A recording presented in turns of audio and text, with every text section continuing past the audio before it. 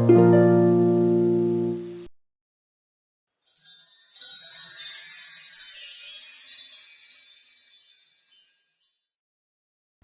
All, இந்த வீடியோவில் UPSC exams, அதாவது ஐஏஎஸ் ஐபிஎஸ் எக்ஸாம் பற்றின டீட்டெயில்ஸ் தான் பார்க்க போகிறோம். பேசிக்காக உங்களுக்கு ஐஏஎஸ் ஐபிஎஸ் எக்ஸாம்ஸ்க்கு என்னென்ன தெரிஞ்சிருக்கணும் அப்படின்றது இந்த வீடியோவில் இருக்குது. ஸோ இந்த சேனலுக்கு நீங்கள் புதுசு அப்படின்னா மறக்காமல் சப்ஸ்கிரைப் பண்ணிவிடுங்க. எலிஜிபிலிட்டி பொறுத்த வரைக்கும் நீங்கள் ஒரு இந்தியன் சிட்டிசனாக இருக்கணும், இந்தியன் வம்சாவளியை சேர்ந்தவங்களாக இருக்கணும்.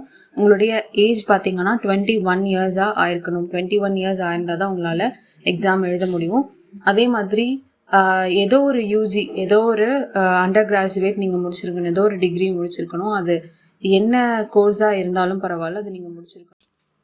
அடுத்த முக்கியமான விஷயம் பார்த்தீங்கன்னா நம்பர் ஆஃப் அட்டெம்ப்ட்ஸ், அதாவது எவ்வளோ தடவை இந்த எக்ஸாம் நீங்கள் எழுதலாம். பார்த்தீங்கன்னா முதல்ல இதையும் கேட்டகரி வைஸ் பிடிச்சிருக்காங்க.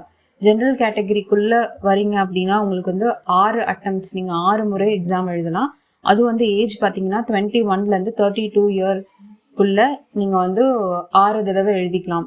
அடுத்தது ஓபிசி கேட்டகரியில் நீங்கள் வரீங்க அப்படின்னா 9 தடவை எழுதிக்கலாம். 9 தடவைங்கும்போது உங்களுடைய ஏஜ் லிமிட் 21 இயர்ஸ்லேருந்து 35 இயர்ஸ்க்குள்ளே இருக்கணும். ஸோ அந்த 35 வயசுக்குள்ளே நீங்கள் 9 தடவை எழுதிக்கலாம். அடுத்தது SC/ST கேட்டகரிக்குள்ளே வரீங்க அப்படின்னா உங்களுக்கு எந்த ரெஸ்ட்ரிக்ஷனும் கிடையாது. அதாவது எத்தனை முறை வேணாலும் நீங்கள் எழுதிக்கலாம். அதுவும் 37 வயசு வரைக்கும் ஏஜ் லிமிட் இருக்குது. ஸோ 37 வயசு வரைக்கும் நீங்கள் எவ்வளோ தடவை வேணால் அட்டெம்ப்ட் கொடுத்துக்கலாம். ஐஏஎஸ் ஐபிஎஸ் எக்ஸாம்ஸ் கிளியர் பண்ணுறதுக்கு 3 பேட்டர்ன்ஸ் ஆஃப் எக்ஸாமினேஷன்ஸ் இருக்குது.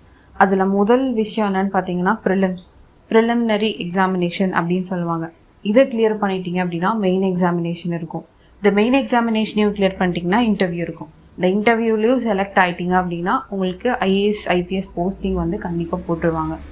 ஓகே, இப்போ இந்த ப்ரிலிமினரி எக்ஸாம் அப்படின்னு நம்ம சொல்கிறோம் இல்லையா, இதில் எக்ஸாம் பேப்பர்ஸ் என்னென்ன பேப்பர்ஸ் இருக்கோ, என்ன சப்ஜெக்ட் இருக்கோ அப்படின்றத பார்க்கலாம். ப்ரிலிமினரி எக்ஸாமினேஷன் பொறுத்த வரைக்கும் 2 பேப்பர் இருக்குது. ஸோ இது 2 பேப்பர் 1 பேப்பர் 2 இது ரெண்டுமே கம்பல்சரியான பேப்பர். ஸோ இந்த பேப்பரில் பார்த்தீங்க அப்படின்னா ரெண்டையும் சேர்த்து 200 மார்க்ஸ் 200 மதிப்பெண்களுக்கு வைக்கிறாங்க. பேப்பர் 1 பொறுத்த வரைக்கும் 100 கொஷின்ஸ் இருக்கும். ஸோ அந்த 100 கொஷின்ஸுடைய மார்க் எவ்வளோன்னு பார்த்தீங்கன்னா 200 மதிப்பெண்கள். ஒரு கொஷினு 2 மார்க், ஒரு கொஷினுக்கு 2 மார்க் கொடுப்பாங்க. அடுத்தது பேப்பர் 2 பார்த்தீங்கன்னா அதுவும் அப்படி தான். அது 80 கொஷின்ஸ் தான் இருக்கும், 80 கேள்விகள் மட்டும்தான் இருக்கும். அதனுடைய மார்க் பார்த்தீங்கன்னா 2.5 மதிப்பெண்கள். ஒரு கொஷினுக்கு 2.5 மதிப்பெண்கள் கொடுக்குறாங்க. மொத்தம் 200 மார்க். இந்த பேப்பர் 1 பேப்பர் 2 இது ரெண்டையும் சேர்த்துனா 400 மார்க்குக்கு இந்த 2 பேப்பரையும் வைக்கிறாங்க. எக்ஸாம் எப்படி வைப்பாங்கன்னு பார்த்தீங்கன்னா காலையில் ஒரு எக்ஸாம், மத்தியானம் ஒரு எக்ஸாம், அப்படி தான் வைப்பாங்க. ஒவ்வொரு எக்ஸாமுக்கும் 2 மணி நேரம் டைம் கொடுப்பாங்க. நீங்கள் அதுக்குள்ளே முடிக்கிற மாதிரி இருக்கும். இந்த 2 பேப்பருமே பார்த்தீங்கன்னா அப்ஜெக்டிவ் டைப் கொஷினாக தான் இருக்கும். ஸோ அது மட்டும் இல்லாமல் 2 லாங்குவேஜில் கொஷின்ஸ் எல்லாம் டைப் ஆகிருக்கும். ஒன்று இங்கிலீஷ், இன்னொன்று ஹிந்தி. ஸோ இந்த 2 பேப்பரில் பொறுத்த வரைக்கும் பேப்பர் 1ல் என்னென்ன கேட்பாங்கன்னு பார்த்தீங்கன்னா கரண்ட் அஃபேர்ஸ் கேட்பாங்க. அதாவது நடப்பு நிகழ்வுகள், நேஷ்னல்லையும் சரி இன்டர்நேஷ்னல்லையும் சரி எது முக்கியத்துவம் வாய்ந்த நிகழ்வுகள்லாம் இருக்கும் இல்லையா, அதெல்லாம் கண்டிப்பாக கேட்பாங்க. அப்புறம் பார்த்தீங்கன்னா history of India, Indian national movement அதெல்லாம் கேட்பாங்க. அப்புறம் ஜியாகிரஃபி, இந்தியாவிலையும் சரி வேர்ல்டு ஜியாகிரஃபியும் சரி கேட்பாங்க. Polity, Indian polity and governance, இந்த ஆர்டிகல்ஸ்லாம் இருக்கும் இல்லையா, கான்ஸ்டியூஷன்ஸ் ஆஃப் இந்தியா அதெல்லாம் கேட்பாங்க கண்டிப்பாக. அதுக்கப்புறம் எக்கனாமிக் அண்ட் சோஷியல் டெவலப்மெண்ட், பொருளாதார நிலையில் நம்மளுடைய டெவலப்மெண்ட் எப்படி இருக்குது அப்படின்றது. அடுத்தது என்விரான்மெண்டல் இஷ்யூஸ் என்னென்ன இருக்குது, என்னென்ன டெவலப் ஆகிருக்கு, நம்மளை சுற்றி இருக்க நம்மளுடைய சுற்றுச்சூழல் எப்படி இருக்குது அப்படின்றது. அடுத்தது சயின்ஸ், அறிவியல், ஜென்ரல் சயின்ஸ் எல்லாம் கேட்பாங்க. ஸோ இதுதான் பேப்பர் 1 பொறுத்த வரைக்கும் கேட்பாங்க. பேப்பர் 2ல் பார்த்தீங்கன்னா காம்ப்ரிஹென்ஷன் கேட்பாங்க, இங்கிலீஷ் காம்ப்ரிஹென்ஷன் கேட்பாங்க, லாஜிக்கல் ரீசனிங் கேட்பாங்க, அனலிட்டிக்கல் ஸ்கில்ஸை டெஸ்ட் பண்ணுற மாதிரியான கொஷின்ஸ் எல்லாம் நிறையா வரும். அடுத்தது decision making, problem solving questions எல்லாம் நிறையாவே வரும். மேக்ஸிமம் பார்த்தீங்க அப்படின்னா நம்மளுடைய 10th லெவலில் என்னென்ன மேக்ஸ் சப்ஜெக்டில் படிச்சிருப்போமோ ஸோ அதுதான் பேசிக்கான விஷயம் தான் அந்த பேப்பர் 2ல் இருக்கும். நம்ம பேசிக்காக 6th-லேருந்து 12th வரைக்கும் 10th வரைக்கும் என்னென்ன படிச்சிருக்கோமோ அந்த பேசிக்கான நாலேஜ் தான் கேட்பாங்க கொஷின்ஸ் கொஞ்சம் டீப்பாக நம்ம அண்டர்ஸ்டாண்ட் பண்ணி படித்தோம்னா ஈஸியாக பேப்பர் 2 கிளியர் பண்ணிடலாம். நெக்ஸ்ட்டு வந்து ஸ்கீம் பார்த்திங்க அப்படின்னா கண்டிப்பாக நெகட்டிவ் மார்க்கிங் இருக்குது. ஸோ வந்து பார்த்ததுனால ஆன்சர் பண்ணணும். அடுத்தது வந்து 33% வந்து கம்மி பண்ணுவாங்க. நெகட்டிவ் மார்க்கிங்கில் ஒரு கொஷின்ஸ் வந்து தப்பாயிடுச்சு அப்படின்னா 33% வந்து கம்மி பண்ணுவாங்க. ஸோ அது வந்து கொஞ்சம் பார்த்து நம்ம ஆன்சர் பண்ணுற மாதிரி இருக்கும். ஸோ ப்ரிலிம்ஸ் கிளியர் பண்ணிட்டீங்கன்னா மெயின் எக்ஸாமினேஷன் தான். ஸோ அந்த மெயின் எக்ஸாம் பொறுத்த வரைக்கும் 9 பேப்பர் இருக்குது. ஸோ இந்த 9 பேப்பரில் ஃபஸ்ட்டு 2 பேப்பர் வந்து குவாலிஃபையிங் பேப்பர் அப்படின்னு நம்ம சொல்கிறோம். அதாவது பேப்பர் ஏ, பேப்பர் பி. இதை வந்து பேப்பர் ஏ, பேப்பர் பின்னு சொல்லுவாங்க.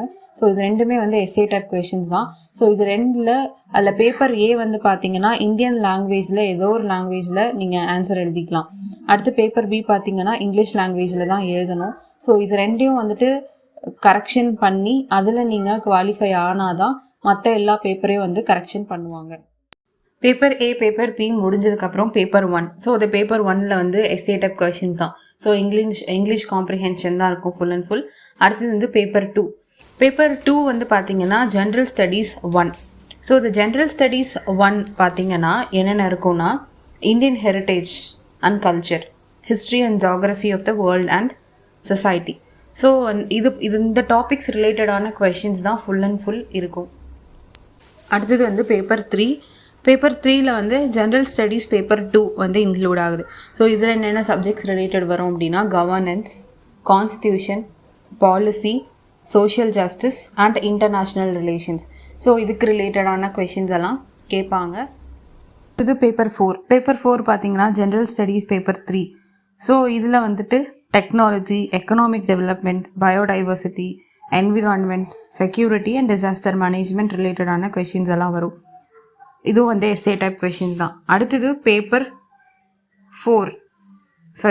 5. ஸோ பேப்பர் 5 வந்து பார்த்திங்கன்னா ஜென்ரல் ஸ்டடீஸ் 4. ஸோ இதில் வந்து எத்திக்ஸ், இன்டெகிரிட்டி, ஆப்டிடியூட், நம்மளுடைய எத்திக்கல் டெசிஷன் மேக்கிங் பவர் எப்படி இருக்குது அப்படின்ற டெஸ்ட் பண்ணுற மாதிரியான கொஷின்ஸ் எல்லாம் வந்து இதில் வரும். அடுத்தது கடைசியாக paper 6 and 7. So paper 6 and 7 பார்த்திங்கன்னா நம்ம சூஸ் பண்ணுற ஆப்ஷனல் சப்ஜெக்ட்ஸை பொறுத்து தான் இந்த 2 பேப்பருமே இருக்கும். மொத்தமாக ஆப்ஷனல் சப்ஜெக்ட் பார்த்திங்கன்னா 25 ஆப்ஷன்ஸ் கொடுக்குறாங்க ஆப்ஷனல் சப்ஜெக்ட்ஸில். அது போக லிட்ரேச்சர்ஸ், இந்தியன் லாங்குவேஜஸில் இருக்க லிட்ரேச்சர் சப்ஜெக்ட் எது வேணால் எடுத்துக்கலாம் நம்ம.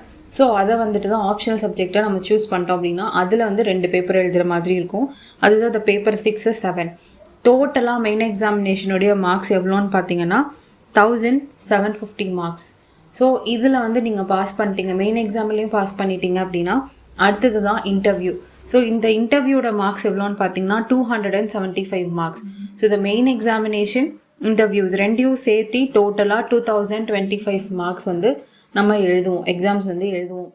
டோட்டல் யூபிஎஸ்சி சிலபஸ் உடைய ஆப்ஷனல் சப்ஜெக்ட் எல்லாமே இருக்கிற ஒரு சிலபஸை நான் கீழே லிங்காக கொடுத்துட்றேன். ஸோ அதை கிளிக் பண்ணி பார்த்துக்கோங்க. வேறு ஏதாவது டவுட் இருந்தது அப்படின்னா மறக்காமல் கமெண்ட் பண்ணுங்கள். நான் எனக்கு தெரிஞ்ச ஆன்சர், எனக்கு தெரிகிற ஆன்சரை நான் உங்களுக்கு ரிப்ளைவாக கொடுக்குறேன். அது மட்டும் இல்லாமல் இந்த வீடியோவை நிறையா பேருக்கு ஷேர் பண்ணுங்கள். யூபிஎஸ்சி எக்ஸாம்ஸ் பற்றி நிறையா பேருக்கு அவேர்னஸ் வரட்டும். தேங்க்ஸ் ஃபார் வாட்சிங்.